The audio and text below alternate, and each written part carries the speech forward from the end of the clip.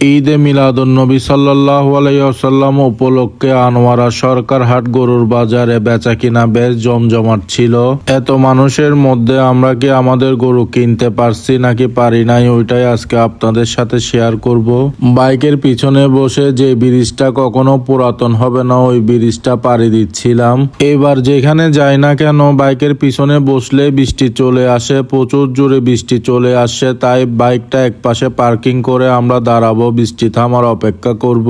অনেক জোরে বৃষ্টি চলে আসছে, বৃষ্টি কোনো রকম থামতেছে না। নিমকি খাচ্ছি আর বৃষ্টি থামার অপেক্ষা করতেছি। বৃষ্টি আসছে যে ভালো হয়েছে, বাইকের পিছনে বসে পাছা ব্যথা হয়ে গেছিল। অবশেষে আমরা চলে আসলাম আনোয়ারার ঐতিহ্যবাহী সরকার হাটে।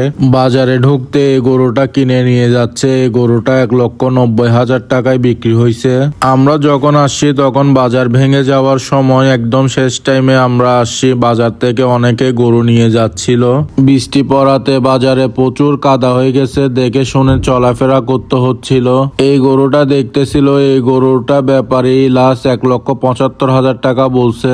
বাজারে গরু যেরকম ছিল মানুষও তেমন ছিল, প্রচুর বেচা কিনা হচ্ছিল।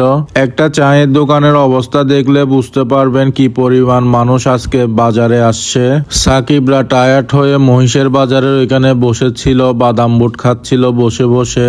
আমরা গরু কিনতে পারতেছিলাম না, এর মধ্যে ভাইয়েরা চলে আসছে। বেলাল ভাই আমাকে একটা ম্যাঙ্গো বার দিছে, আমি ম্যাঙ্গো বারটা বাজারে ছিঁড়ে খেয়ে ফেলতেছিলাম। এই গরুটা আমরা নামাই দেখতেছিলাম, ব্যাপারী 2 লক্ষ টাকা চাইছে। বেলাল ভাই 1.5 লক্ষ টাকা থেকে শুরু করে 1,65,000 টাকা পর্যন্ত বলছে, ব্যাপারী দিবে না। ব্যাপারী লাস্ট 1,80,000 টাকা হলে দিবে, নাকি এর থেকে 1 টাকা কম হলো বিক্রি করবে না। বলদ গরুর দাম শুনে ব্যাপারীর সাথে বেলাল ভাইয়ের লেগে গেছে। এটার দাম চাইছে 3,20,000 টাকা। বেলাল ভাই বলছে মন হিসাবে দিবে নাকি, ওইটা জিজ্ঞেস করতেছিল। বেলাল ভাই 30,000 টাকা করে মন বলছে, ব্যাপারী 33,000 টাকা মন হলে বিক্রি করবে। বাজারে মন হিসাবে গরু কিনতে চাওয়া মানে একটা ঝগড়াঝাটির ব্যাপার। অন্যদিকে আরো 2টা গরু দেখতেছিলাম। আগের ব্যাপারীর কাছে এসে ওনাকে পটানোর চেষ্টা করতেছিল বেলাল ভাই। জীবনে তো একটা প্রেমিকা পটাইতে পারে নাই, দেখা যাক ব্যাপারীকে পটাইতে পারে নাকি। ব্যাপারীর সাথে অনেকক্ষণ কথা বলার পরই 1,80,000 টাকা থেকে 1,000 কমায় 1,79,000 টাকায় আসছে। বেলাল ভাইও লাস্ট 1,70,000 টাকা বলছে, দিবে না। তাই চলে যাচ্ছিলাম, ব্যাপারীও হেঁটে চলে গেছে, বেলাল ভাইও চলে আসছে। 2,60,000 টাকার গরু 1,60,000 টাকা বলাই বেলাল ভাইকে ব্যাপারী গালাগালি করতেছে। এই গরুটা নামাই দেখতেছিলাম, এই গরুটার বিক্রি লাস্ট দাম চাইছে 1,80,000 টাকা। এর মধ্যে বেলাল ভাই দরদাম করতেছিল। বেলাল ভাই 1,55,000 টাকা বলছে। এর মধ্যে সাইমন ভাই আরো 5,000 টাকা বাড়ায় 1,60,000 টাকায় গরুটা নিয়ে নিলাম। সাকিবের কাছে যে টাকা ছিল ব্যাপারীকে বোঝাই দিচ্ছিল, ব্যাপারী টাকাগুলো গনে নিচ্ছিল। গরু কয় মন হবে ওইটা নিয়ে ঝগড়া চলতেছিল। সাইমন ভাই বলছে 5 মন হবে, বেলাল ভাই বলতেছে 4.5 মন হবে। বেলাল ভাই এমনি মুখে বলতেছে কিন্তু বাজি ধরতে রাজি নাই, টাকা জমা নিচ্ছিল না। ব্যাপারীর বাকি টাকা যেগুলো ছিল বাপ্পি ভাই গনে বোঝাই দিচ্ছিল ব্যাপারীকে। বেলাল দাদুর নামে হাসিলটা করে ফেললাম। এই বাজারে ক্রেতা 1,000, বিক্রেতা 600 টাকা হাসিল দিতে হয়। পিক আপ ঠিক করার পরই গরুকে বের করে নিয়ে যাচ্ছিলাম। বাহিরে রাস্তায় প্রচুর জ্যামজট ছিল, তাই একটা ব্যাপারী থেকে মানুষ নিছি গরু গাড়িতে তোলার জন্য।